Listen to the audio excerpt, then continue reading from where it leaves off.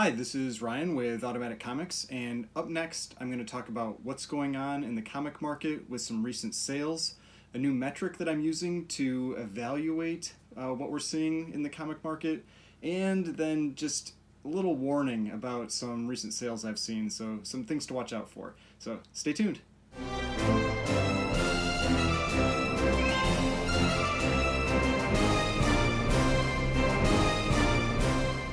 So before we get started, please remember to hit that like button and hit the subscribe button if you'd like to see more content like this. So I'm a little late this week on getting this video out. It's been busy, so I just wasn't able to get to it until now, but I still wanted to make this market video since I wasn't able to do one last week.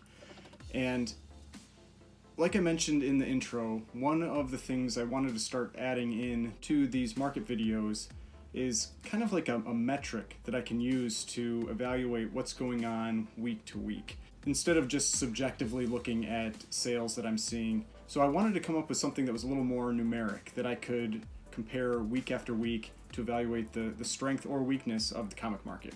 And like I mentioned, I really like to watch the Heritage weekly auctions, and so I wanted to leverage that. And that gives me a wide range of books that I follow across all ages, across all different types. And while I realize that it's still going to be somewhat biased based on the books that I like to look at, I still do like to monitor books across all those different ages and different genres, and so I think it will give a fair evaluation of what's going on with comics today. So I priced out 175 books for that auction across all these different ages and genres, that kind of thing. And of those 175 books, 92 went above my estimate. So that's 53% of those books. And of those 92, 44 went 20% or more above my estimate, which is 25% of the total. So overall, that does feel pretty strong. You know, we're at over 50% of those books beating my estimate. And then on the converse side, we've got 83 of those 175 that went lower than my estimate, but only 23 of those being more than 20% lower than what my estimate was.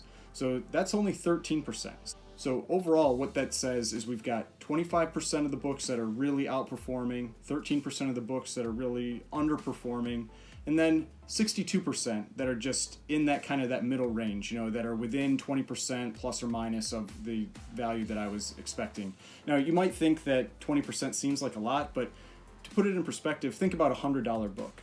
You know, a $100 book selling for $120 or selling for $80, that's 20% one way or the other, and that's pretty normal to see. You will often see that kind of variation in the sales price of a book, just especially for things like auctions, when it's very dependent on who's there, who's bidding, how many bidders there are, that kind of thing. And so I felt like that was a pretty reasonable number to use to give me an estimate of how things are doing. Now, these numbers on their own don't tell me a whole lot. You know, that's just what everything is doing right now.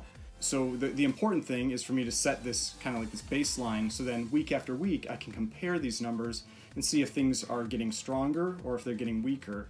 And that should hopefully be able to tell us how things are doing in the comic market today.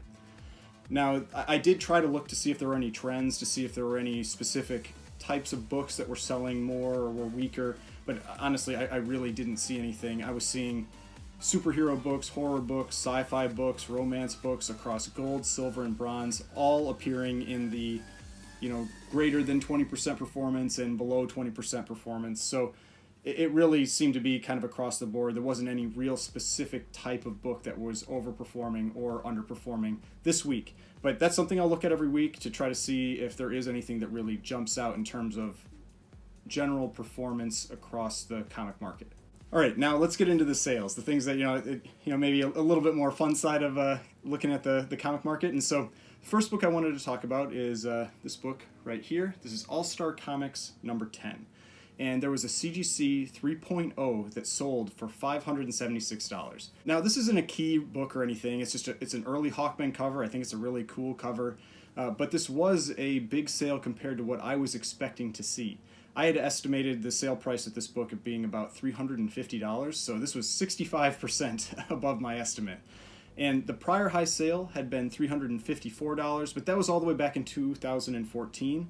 However, a 2.5 sold on June 9th of last year for just $299, and a 4.0 sold for $500 last June as well. So I felt that this, $350 price point for a 3.0 seemed about right. And these Golden Age, and I'm going to call them filler books, books that aren't really key for any specific reason, a first appearance, anything like that, they don't really tend to move all that much in value. So this was something that jumped out to me. Now, if you're looking to get into Golden Age books, these are some of the ones that could be worthwhile to go for, because there are a lot of them. There are a lot of these different types of titles, like adventure comics, all-star comics, action comics, detective comics, all these that have a lot of filler type books. And you can get those for not a whole lot of money, because just because something is old or rare doesn't necessarily mean that it carries a lot of value. There are a lot of Golden Age books out there. I've mentioned this before. And so you do have a lot of price points that you can get into with those books. And for example, with All-Star Comics, that All-Star 10, that's a cool cover. I mean, it's an early book. This is from the early 40s. And I think being able to get into a book like that for a few $100 is a great deal. Now, All-Star Comics does have some major keys in it as well. Issue 3 is the first appearance of the Justice Society. Issue 5 is the first appearance of Shira Saunders, who becomes Hawk Girl. Issue 8 is the first appearance of Wonder Woman. And if you haven't watched Alex the Comic Hoarder's video recently of the big book he picked up, that is the one he got, and that is a major key. So there are some huge keys in that All-Star Comics run. But, then just issue 10, just kind of like a random issue, is just a few $100, and it's a cool cover, something you could go out and get. Now, the next one I'm going to talk about, maybe a little bit surprising to you, because it was one that I just did a video about recently, and that is Amazing Fantasy 15. And Amazing Fantasy 15 and a CGC 1.0 had a very big sale. It was $15,600, and I think you're aware this is the first appearance of Spider-Man. Just a completely iconic cover, amazing cover. I've mentioned this before. Spider-Man really is the king of comics right now, especially when you're talking about the Silver Age. And this book, though, it was right on the edge. It was exactly 20%, so I wasn't sure if I was going to talk about it or not, but I decided it was a big sale, so I wanted to mention it. Because I had an estimate of this book at $13,000. And so it beat that estimate by $2,600, which is exactly 20%. And that's kind of my point from the prior video. Yes, it is a big monetary increase. It was a big increase in value, but like you'll see in some of these other books that I'm going to talk about, some other books do have some much more significant percentage increases. And so, yeah, $2,600 is a ton of money. It's in one book, so you're not having to work on a lot of books, buying and selling a lot of books. So there are advantages to that as well. But the percent increase isn't necessarily always quite as much because the value is already so high. But the prior high for this book was $12,867 on March 21st.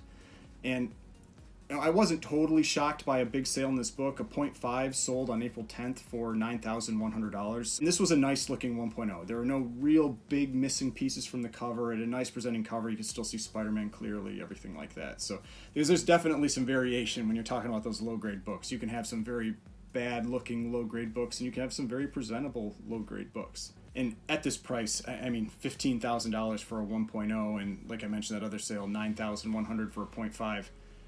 This book is really out of reach for most people. Most people aren't going to be buying this book. And a lot of the other kind of like firsts are also very expensive. Amazing Spider-Man #1, Amazing Spider-Man Annual #1, all very expensive books. But there is one good option that I've mentioned before, and that's Strange Tales Annual #2. And this is actually his first crossover. And now, Spider-Man does look a little different on this cover, and there's a couple reasons for that. One is he's missing the emblem on his suit. And so I think I've talked about this before. I remember when I showed this book to my wife, she made a comment. She's like, "Why is Spider-Man so fat?" And I think it's part of it is the emblem makes him look, like he's bigger. But it's also Steve Ditko did not draw Spider-Man on this cover. This was a Jack Kirby cover. And so Jack Kirby has a different style, kind of like I feel like kind of like a chunkier style. And so I think that was also probably part of it on why he looks a little different on that cover.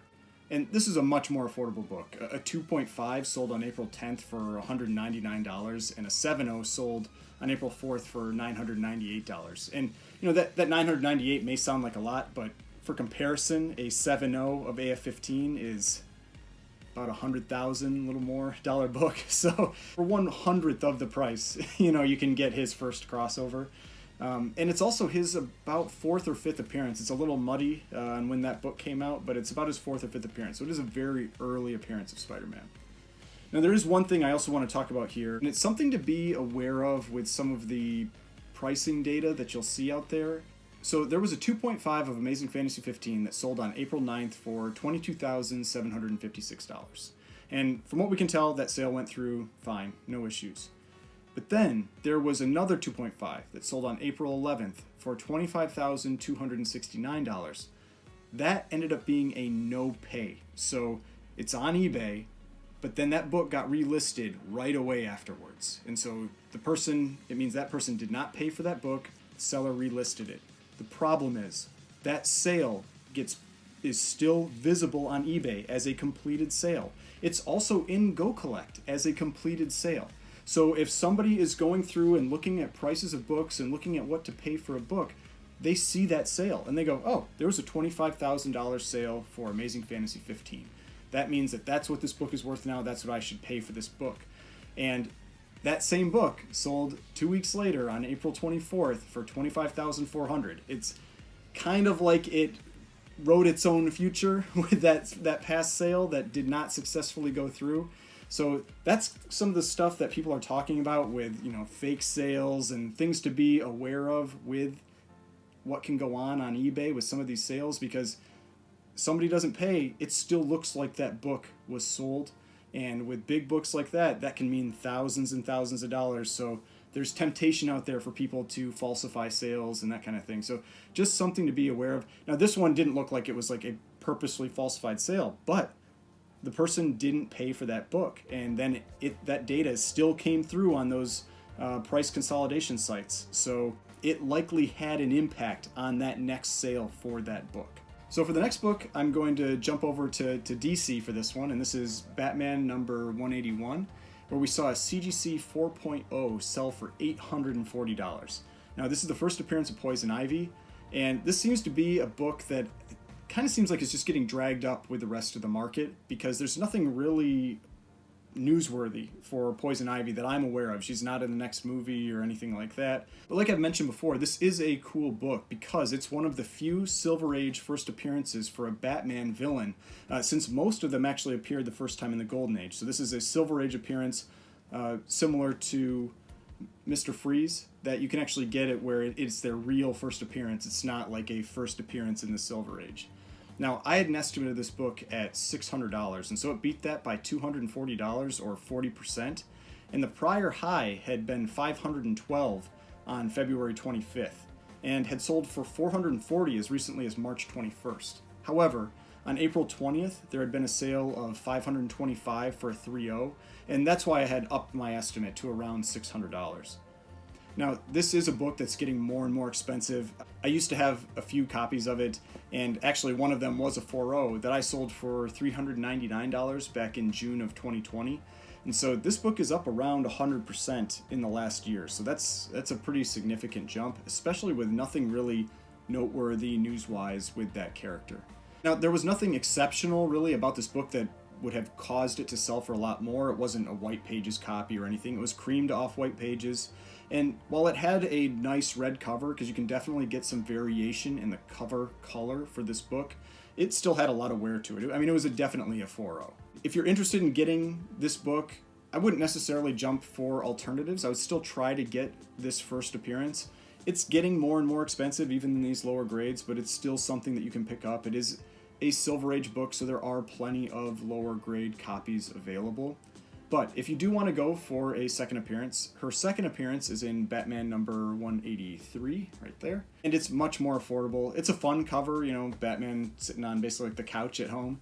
And a 7.5 sold for $357 on April 10th, and that was still really high. I mean, its prior high was $150 back in October, and a 7.0 sold for $165 on March 23rd. So I think that 7.5 price is probably a little high. It likely probably should have been somewhere more around $200. is where I would value that book at right now, but a much more affordable book than $181. Now for the next book, I'm jumping into the Golden Age with a classic Good Girl art cover. And so we've got Blue Beetle number 54. And this was a CGC 1.5 that sold for $2,640. I mean, this was a big sale. And this has really become one of the premier Good Girl art type covers to go after from the Golden Age. The Blue Beetle title made a really big shift around issue 47, and that's when Jack Kamen and Matt Baker started doing the art, getting involved in those books.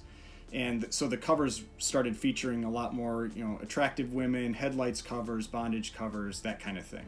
And this cover specifically was used in the Seduction of the Innocent report, that was discussed at the U.S. Senate and was ultimately responsible for the establishment of the Comic Code Authority. So it is a key book in the history of comics. And I had an estimate of this book at $1,500, but it crushed that. It beat it by $1,140 or 76%. And the prior high was $1,325 back in September of 2018. And a 6.5 had sold in January for $7,800, and a 6.0 had sold for $4,560 in March of last year. So I was thinking somewhere around $1,000 per point in that book, which is how I got my $1,500 estimate. And like I said, it crushed that. And this is another book that there was nothing special about this book. It was a brittle pages copy. And like I've said before, I think there are a lot of people that overestimate how important the page quality actually is to the value of the book. I don't think it's all that it's cracked up to be. This, like I said, this was a brittle pages copy, just crushed the records. And so if you're really looking at what is important for a book, it's the book itself, its content, cover appearance, rarity, and then maybe you can start getting into something like page quality. And there are only 58 universal copies of this book on the census, so it is a pretty rare book, but it does come up for sale usually about 3 to 5 times a year, so you do have a few chances a year typically to pick up this book. Now, one thing I think is just kind of funny about this book is on the cover, if you notice, she has a strap on her bra in the mirror, but her actual physical body does not have that. So I don't know if it's just like a little detail they missed in it or something like that, but I think that's kind of a funny little quirk with that cover. Now, there are tons of alternatives to these types of covers that were created during the Golden Age. Like I mentioned, just within this run, issues really 48 through about 55, other than issue 50, all feature this type of content. And while they're all relatively rare and none of them are cheap, they do tend to be more affordable than this issue, than issue 54. And you don't have to stay in this run. There are plenty of other options out there, different runs of books that have this type of content. One example I have right behind me is that one there. So that's Fight Comics. There's also Rangers Comics, Jungle Comics, Jumbo Comics. There's a ton of them. And some of them are very affordable, even in high grades, especially like the Jungle Comics run. If you get to some of those later issues, they're very affordable in high grades. So those are some other titles that you can look at if you're interested in collecting this type of book. Now, if you watched my top 50 video or many of the videos that I've created in the past, I had to talk about this book. So this one is Special Marvel Edition number 15. This week we saw a CGC 9.8 sell for $14,400. And this is the first appearance of Shang-Chi. Just had the trailer come out, and this was the first 9.8 that sold since that trailer dropped. And I bet you this person was just holding on to that book, just waiting for that trailer to drop to make sure it ended up in this auction and to be the first one that got out there, because that book was going to be very important. This was going to basically set the market for that book post-trailer. And I had an estimate of about $10,000 on this book. But it, again, just crushed that estimate, by $4,400 or 44%. The prior high was $7,500 on February 20th, so this was almost double. A real major jump. And there was actually a second 9.8 that sold on eBay soon after, and that went for $13,516. So I would say that heritage sale really kind of set the tone for the price of those books to get up into those mid-teens numbers. Now, this book has definitely been creeping up since the trailer dropped. People have been putting a lot of them out on eBay right now, so I think there's a lot on the market right now that's available. So I do think you have some options to pick some up for potentially a good price, but they are getting more expensive. If you want to get one that's in the lower range, you know, around a 4 or a 5, they're going for about $100 per grade point. So that's around what you should maybe expect to pay. I don't know if I can really recommend it a ton right now, just because I think we're going to be in a pretty stable position with that book until we actually get to the movie. Because I think a lot of people are waiting to see how that character is going to be used in the MCU, how that movie is really received, before they're going to start moving that book up potentially anymore. Because, I mean, it's made some big moves. I mean, for example, like a 9.0 was selling for around $600 to $700 in the fall, in around November, and that's now a $2,000 book. So it has made some real big moves over the last 5-6 months. So I don't know how much more it's really going to keep moving up until we actually get to the movie itself. All right, so I'm going to put this book away. And the next book I'm going to talk about was a major sale. This was Strange Tales number 178 in a 9.8. This book sold for $9,600. This is the first appearance of the Magus. This is basically an evil version of Adam Warlock.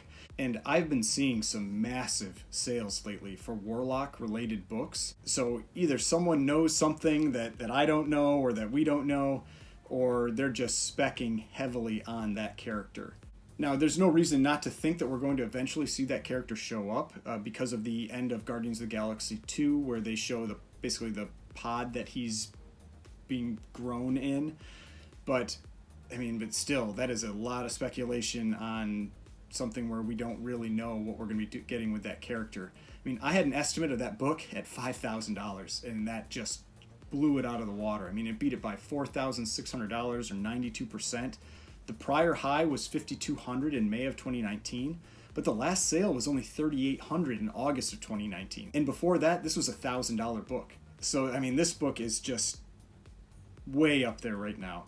And the other book I saw that had a really major sale was Warlock number 1 in a 9.8.